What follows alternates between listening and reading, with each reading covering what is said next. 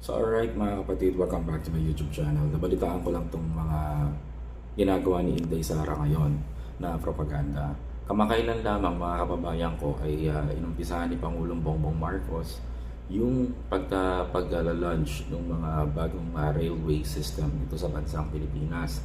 At umatungal na naman yung mga alaga nitong mga vlogger, mga kababayan ko. At ang pinakamatindi po dito mga kababayan ay isa na naman po itong propaganda laban kay Pangulong Ferdinand Bongbong Marcos.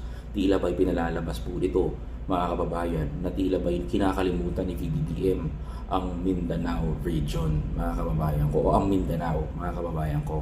Sa makatuwid, hindi po totoo na kinalimutan ni Pangulong Bongbong Marcos ang pangako para sa Mindanao. Liwanagin po natin ito mga kababayan ko at pag-usapan natin sa video na to mga kapatid. Let's do this mga kababayan ko.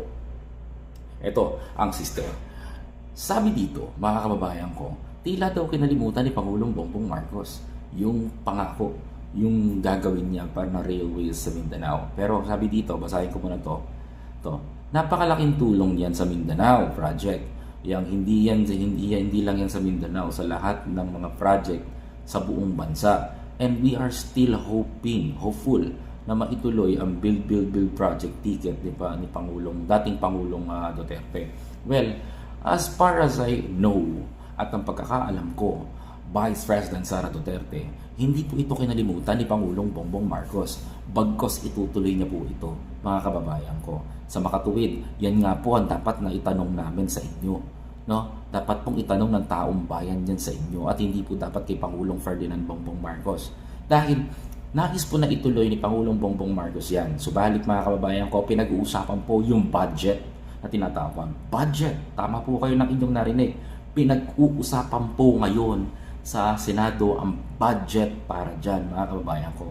Pero teka lang, bakit kailangan pa natin pag-usapan yung budget? Samantalang nung panahon ng tatay mo, panahon ni PRRD, di ba, binadgetan yan gamit sa pondo na inutang niya sa ibang bansa para mapondohan yung proyekto ng Build. Di ba? Yan ang pinakamalaking tanong dito eh. Ngayon nahanapin nyo na isisisi nyo kay Pangulong Ferdinand Bongbong Marcos, bakit sabihin nyo na de-delay? Pinapalabas nyo na hindi matutuloy. For your information, mga DDS, hinahanapan po ng budget ng gobyerno. Tatanungin ko ulit, bakit budget ang hinahanap? Samantalang dapat ay napondohan na yan. Di ba kasama yan sa build project ng tatay mo? Dapat kasama yan sa pinondohan noon. Mapaalala ko lang sa mga DDS, no? Nasaan ang pondo ng build project na yan? Di ba? Pinondohan yan, umutang ang tatay mo ng 5.2 trillion, no? Sa pondo para pondohan ang mga project na yan. Nung panahon ng tatay mo, ibinibida niya yan sa lahat. Yan ang pinakamariing tanong ko eh. Ibinibida ng tatay mo yan at pinapangalandakan niya ng maganda ang build. Ngayon, asan ang pera ng taong bayan? Nasaan ang pondo? Nasaan? Patila ba naglaho parang bula at nagbabayad kaming mga Pilipino ngayon sa pinondohan ng tatay mo na hindi naman namin nadadama? I remember, 119 build project. 12 lang ang natapos. Partida. Papartidahan pa kita. Ang natapos pa yung mga project mismo ng mga private companies.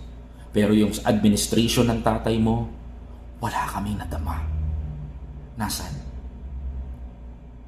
Kinakasama pa ng loob mo? Sabi mo dito eh, kinasama ng loob dahil sa run-off platform, mga kababayan ko. Diba? On the community united participating the build program that previous administration.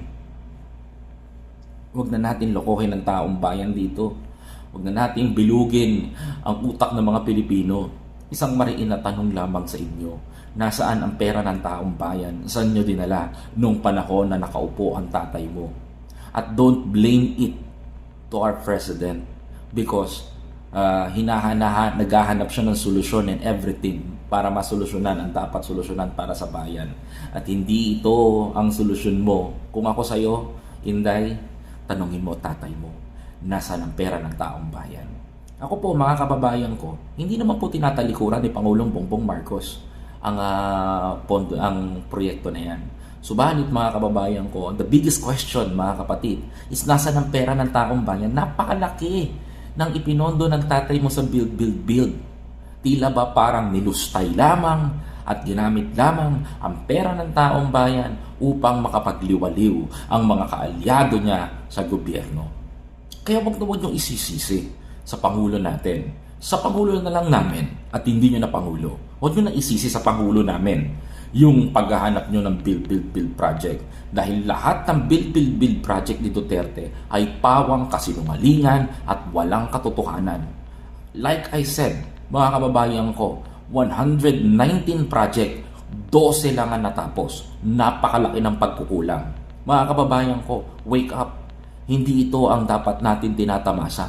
Tandaan ninyo, malaki ang utang na binabayaran ng sambayan ng Pilipino habang nagpapakasasa ang pamilya nito nung sila ay nakaupo sa pwesto. Pawang kasinungalingan ang mga pinupukol nila, lalong-lalo na sa ating gobyerno. Tila po ba tayo ang biktima sa pagkakataon na to?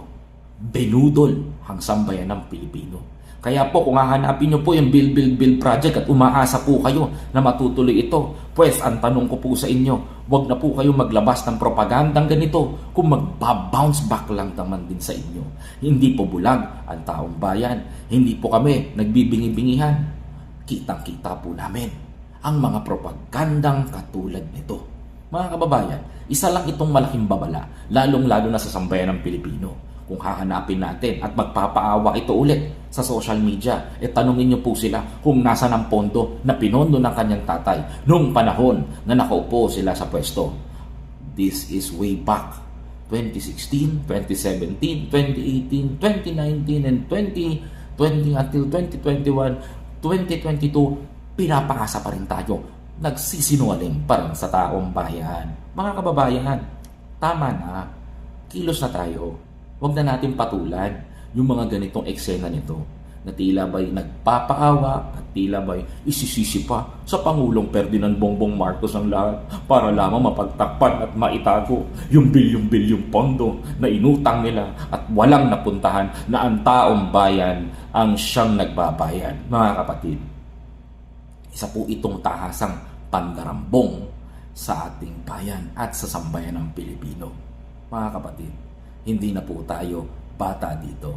Hindi na po ito tama na ginagawa sa atin. Panahon na po para siguro tayong mga Pilipino naman ang bigyan ng boses at pansin sapagkat mga kababayan ko, hindi na po tama yung mga ginagawa nila na propaganda laban sa administrasyon. Dahil sa administrasyon ni Pangulong Ferdinand Bongbong Marcos ay guarantee na may mapupuntahan ito.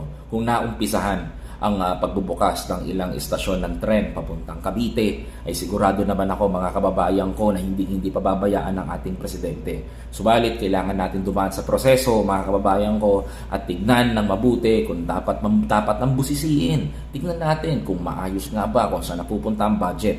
Ganito po dapat. Yan po ay trabaho ng Senado na busisiin at saan napunta at pupondohan pa ba. Hindi na ako nagtataka kung ba't nagtatalo-talo sila. Sapagkat mga kababayan ko, may ilang mga buhaya sa Senado na kaalyado ng tatay nito na pilit na pinagtatakpan ang pagnanakaw sa pera ng taong bayan.